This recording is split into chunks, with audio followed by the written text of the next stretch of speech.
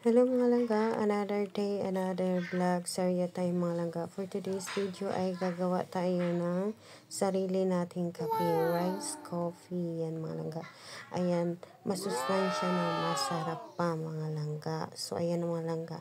So after yan mga langga, papalamigin lang natin and then i-blend natin yan. Nasa sa inyo na yan kung gusto nyo siyang i-blend or buo nyo siyang kakapihin.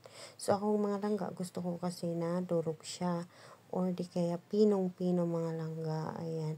So yung mga langga, hindi naman natin yung magagawa kung walang nagtuturo sa atin. Ayan.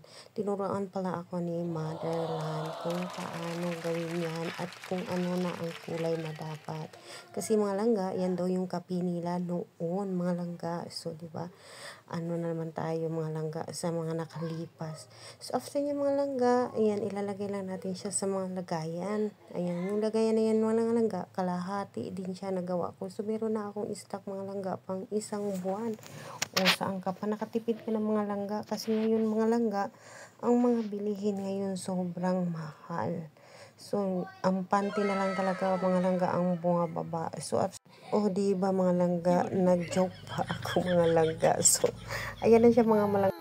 Yan ang mga langga. Siyempre, susubukan natin ang ating finished product ay mga langga. So, ayan mga langga. Nilagyan ko pala yan mga langga ng konting honey. Para masarap. Sobrang sarap talaga siya mga langga. Ang sarap. Kaya, ano pang ginagawa niyo? Subukan niyo na. Thank you for watching mga langga.